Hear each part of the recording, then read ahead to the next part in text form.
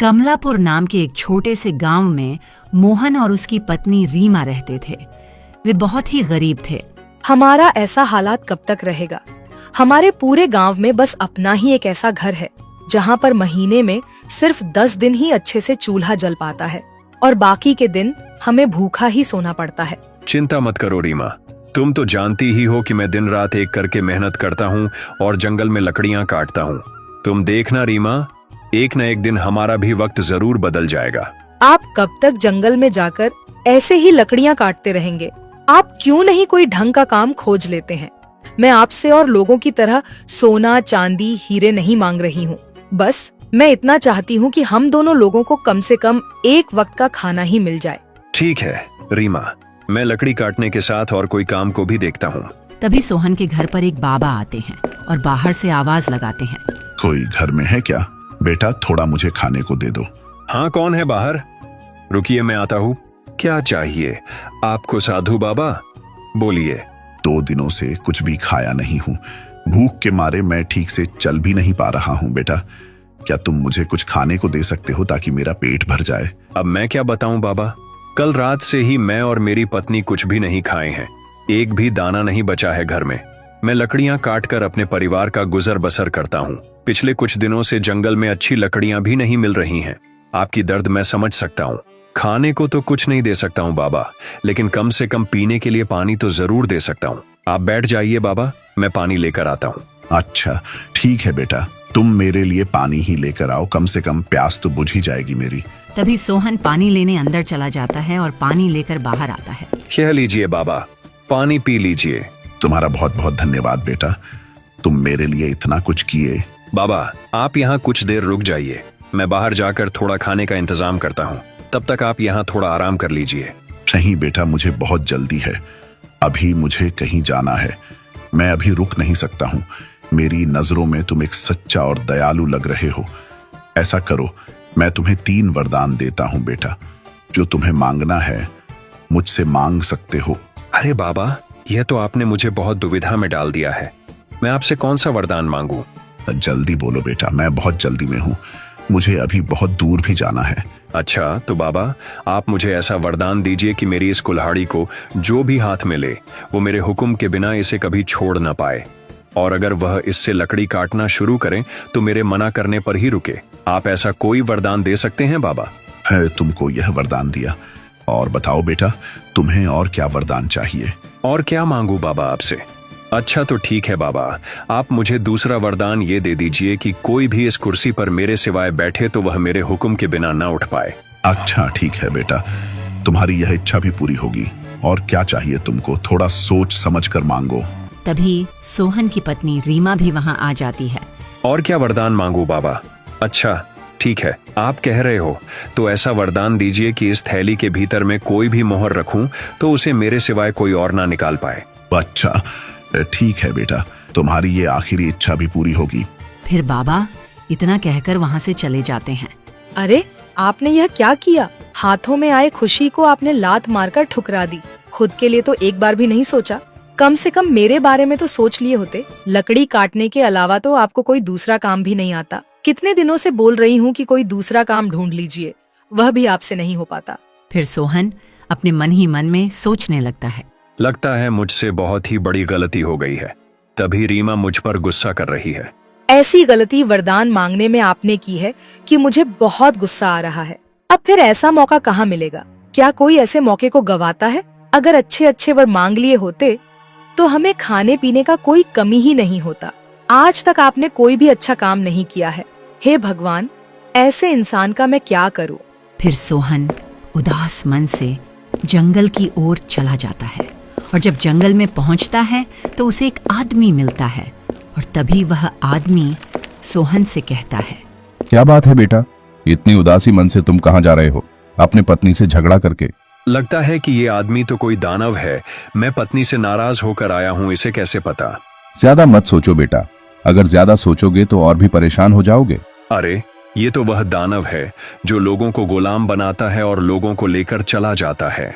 अरे क्या हुआ बेटा, मेरी बात सुनकर तुम कहाँ खो गए? नमस्कार मालिक, अचानक से आपको देखा तो मैं चौक में पड़ गया और सब कुछ भूल गया। कोई बात नहीं बेटा, और बताओ, सब कुछ ठीक तो है ना? और क्या बताऊं मालिक, 2 वक्त का खाना ढूंढना भी मेरे लिए बहुत ही मुश्किल हो गया है। फिर वह दानव अपने मन ही मन में सोचने लगता है। लगता है कि ये बेवकूफ मेरे जाल में बहुत जल्दी ही फंस जाएगा। तब वह दानव सोहन से कहता है। अच्छा, यह बात है, जब तुम इतने ही दुखी हो तो मेरे पास ही नौकरी कर लो, मैं तुम्हें बहुत सारे मोहरे दे दूंगा। फिर सोहन अपने मन में सोचने लगता है। किसी को पता हो या ना हो, पर मुझे तो पता है कि ये दानव के काम में फंसने पर दोबारा बाहर नहीं निकल पाऊंगा। पर अभी जो मेरी हालत है उसमें जीने से भी क्या फायदा। समझ गया, तुम्हें कितनी पैसे दूंगा वही सोच के परेशान हो रहे हो ना तुम? हाँ, इसी बात का चिंता है मुझे। मैं वही सोच रहा था कि आप मुझे पैसे कितने देंगे। अच्छा, ये लो 3 थैली मोहरे हैं, अभी इसी से ही अपना काम चलाओ, खाओ पियो और मजे करो। जाओ, मैं 1 साल के बाद में तुम्हारे पास आऊंगा, तब तुम्हें अपने साथ लेकर चलूंगा। ये बात हमेशा याद रखना। हाँ हाँ, जरूर चलूंगा। मालिक, आप मुझे जाने की आज्ञा दीजिए ताकि 1 साल तक मैं अपने बीवी बच्चों का अच्छे से देखभाल कर सकूं। फिर सोहन वहां से अपने घर चला आता है। क्या देख रही हो रीमा? आओ, मेरा थैला तो पकड़ो। अरे, मेरी मदद तो करो। अरे, इतना थैला भरकर कहाँ से लाए मिठाइयाँ और ना जाने क्या क्या, यह सब आपको कहाँ से मिला? और कहाँ से? मैंने मोहर दी और यह सब खरीद लाया। कहीं चोरी किए हो क्या कि इतना सारा सामान लेकर आए हो? अरे, मुझे नया काम मिला है, एकदम नया। उसने मुझे इतना सारा पैसा दिया है और तब मैंने इतना सारा सामान लेकर आया हूँ। ऐसा कौन सा काम किए हैं कि काम किए बिना ही इतना सारा पैसा मिल गया है? नहीं, ऐसा कोई काम नहीं। दानव के यहाँ काम किया हूँ तब इतना सारा पैसा मिला है। क्या कहा? ऐसा काम तो दुश्मनों को भी ना मिले। आखिर में आप ऐसा ही काम क्यों ढूंढे? क्या आप पागल हो गए हैं? दानव का काम करके क्या कोई जिंदा लौटकर वापस आया है? अब जो भी होगा वह सब बाद में देखा जाएगा। अभी हमारे पास बहुत समय है, क्योंकि जो भी होगा वह सब 1 साल बाद ही होगा। उसके बाद तुम लोग हंसी खुशी से रहना। क्या मतलब आपका कि हम रहेंगे और आप नहीं रहोगे? मेरा क्या है, मैं थोड़ा घर का हालात तो सुधार लूं, फिर देखा जाएगा। 1 साल जल्द ही बीत जाते हैं। फिर वह दानव आता है और सोहन से कहता है। क्यों बेटा, तुमने अपना सारा काम खत्म कर लिया ना? अरे, यह तो दानव है, लगता है मुझे ही लेकर जाने आया है। कमजोर बनने से काम नहीं चलेगा, अब कोई ना कोई उपाय तो करना ही पड़ेगा। अब तो वह बाबा का दिया हुआ वरदान ही मुझे बचा सकता है। क्या हुआ, तुम्हें याद है ना, 1 साल खत्म हो गया है। अब मेरे साथ चलो, मैं तुम्हें लेकर जाने आया हूँ। हाँ, चलता हूँ। अगर नहीं जाऊंगा तो आप मुझे छोड़ेंगे थोड़ी ना। लेकिन तब तक यह काम मैं खत्म करके अपनी पत्नी से मिलकर आता हूँ। मालिक, आप मुझ पर एक छोटा सा उपकार करेंगे। कौन सा उपकार और कैसा उपकार? मैं तब तक अपनी पत्नी से मिलकर आता हूँ, तब तक आप यह कुल्हाड़ी लेकर थोड़ा सा यह लकड़ी को काट दीजिए ना। बस इतना सा उपकार कर दीजिए आप मुझ पर। अच्छा, ठीक है, तुम जाओ, तब तक मैं कुछ लकड़ियां काट देता हूँ और जल्दी से अपनी पत्नी से मिलकर आओ। फिर वह दानव लकड़ी काटने लगता है और सोहन घर में चला जाता है। कुछ देर बाद सोहन घर से बाहर आता है। अरे, अब तक आप कुल्हाड़ी ही मारते जा रहे हैं। वाह, ऐसे ही अच्छे से काटते रहिए। सब कुछ ठीक है ना? आप तो कुछ बोल ही नहीं रहे। बताइए ना मालिक, सब कुछ ठीक तो है? अरे भाई, मुझे ऐसे परेशान करके तुम्हें क्या फायदा होगा? देखो, इसके बदले मैं तुम्हें और 3 थैली मोहर देता हूँ और 1 साल की छुट्टी भी देता हूँ, लेकिन मुझे अब छोड़ दो। अरे वाह, 1 साल की छुट्टी और 3 थैली मोहरे, यह बहुत ही अच्छा है। फिर तो मैं तैयार हूँ तुम्हें छोड़ने के लिए। फिर सोहन उस दानव को छोड़ देता है और अपनी पत्नी से कहता है। अरे सुनती हो, इधर आओ, जल्दी से इधर आओ। फिर से क्या हो गया आपको? क्यों आप बुला रहे हैं? देखो, ये देखो, मेरे हाथ में इतने सारे मोहर है। मैं चालाकी करके दानव से बच गया और 1 साल के लिए छुट्टी और मोहरे भी ले लिया। ये तो अच्छा ही हुआ, पर 1 साल बाद तो वह फिर से आएगा ना? फिर 1 साल बीत जाते हैं और वह दानव फिर से आता है। अरे बेटा, क्या हुआ? तुम आज भी इतना काम कर रहे हो? चलो, अब बहुत हो गया काम, अभी मेरे साथ चलो, तुम्हारा 1 साल पूरा हो गया है। हाँ मालिक, मैं जाने के लिए तैयार हूँ। आप शायद थक गए होंगे, अब थोड़ा सा उस कुर्सी पर बैठकर आराम कर लीजिए। तब तक मैं आपके लिए पानी लेकर आता हूँ। ठीक है, तुम जल्दी से जाओ और पानी लेकर आओ, मैं तब तक थोड़ा आराम कर लेता हूँ। फिर सोहन घर में जाता है और कुछ देर बाद पानी लेकर बाहर आता है। वह पानी दानव को दे देता है और वह दानव पानी पी लेता है। तब सोहन दानव से कहता है। चलो मालिक, अब चलते हैं। क्या हुआ मालिक, उठने का मन नहीं कर रहा है क्या? मैं तो जाने के लिए ही आया हूँ। अरे बेटा, क्यों ऐसा करता है मेरे साथ? मैं इस कुर्सी से उठ क्यों नहीं पा रहा हूँ? कैसे उठ पाओगे मालिक? जो भी इस कुर्सी पर बैठता है मेरे हुक्म के बिना उठ नहीं सकता। मजा आ रहा है ना मालिक ऐसे बैठे रहने में? देखो बेटा, अब की बार मुझे माफ कर दो। तुम्हें जो चाहिए बताओ, मैं वह सब कुछ देने को तैयार हूँ, लेकिन मुझे इस कुर्सी से आजाद कर दो। ठीक है, मैं तुम्हें आजाद करता हूँ। बदले में मुझे 5 थैली सिक्का और साथ में 1 साल की छुट्टी चाहिए। फिर सोहन उस दानव को छोड़ देता है और वह दानव सोहन से कहता है, यह लो सिक्का, और साथ में 1 साल की छुट्टी मैं तुम्हें और देता हूँ, लेकिन एक बात याद रखना, मैं फिर से जरूर आऊंगा। फिर 1 साल बीत जाते हैं और तब वह दानव एक पेड़ के नीचे छुपकर सोहन को देखता है और अपने आप से कहता है, अच्छा, पिछले बार जब मैं आया था तो ये मुझे होशियारी से अपने जाल में फंसा लिया था, लेकिन इस बार मैं इसके जाल में नहीं फंसने वाला हूँ। मैं इस बार एक चांदी का सिक्का बन जाता हूँ और जमीन पर पड़ा रहूंगा। फिर वह मुझे सिक्का समझकर खुद ही अपने घर के अंदर लेकर जाएगा, तब वह मेरे चाल से बच नहीं पाएगा।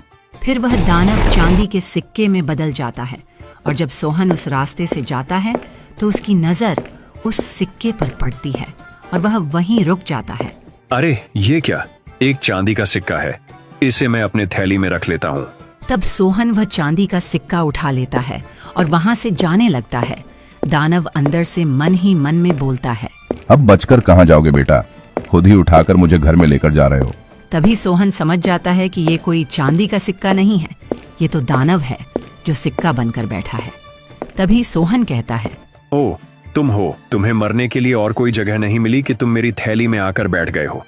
रुको, तुम अभी मजा छकाता हूँ और तुम्हें पता भी नहीं होगा कि इस थैली के अंदर जो भी घुसता है वह मेरे हुक्म के बिना बाहर नहीं आ सकता। तभी सोहन अपने पत्नी को आवाज देने लगता है, अरे सुनती हो, जब मालिक ही खुद ही इसके अंदर आए हैं तब खूब अच्छी तरीके से इनकी खातिरदारी करते हैं। और तब रीमा भी वहां आती है और सोहन से कहती है, खातिरदारी करनी है, ऐसा खातिरदारी करूंगी कि 7 जन्म तक भूल नहीं पाएंगे मालिक। तभी रीमा उस थैली पर डंडे से मारने लगती है और वह दानव अंदर से चिल्लाने लगता है, छोड़ दो मुझे, छोड़ दो, मैं तुम्हारे सामने हाथ जोड़ता हूँ, भगवान के लिए मुझे छोड़ दो। अब कभी भी इधर नहीं आऊंगा। मैं तुम्हें इसके बदले इस बार 20 थैली सोने के सिक्के दूंगा और तुम लोगों से मैं इस बार बहुत दूर चला जाऊंगा। वाह वाह, तब तो बहुत बढ़िया है, लेकिन तुम अगर कभी भी इधर आए तो तुम्हें फिर से बंदी बना लूंगा, समझ गए ना? फिर सोहन उस थैली को नीचे गिरा देता है और वह दानव बाहर निकल जाता है और सोहन से कहता है, ये लो तुम सोने की थैली, और मैं अब यहाँ कभी भी नहीं आऊंगा। मैं जा रहा हूँ बहुत दूर। वह दानव जैसे तैसे अपनी जान बचाकर बहुत दूर चला जाता है।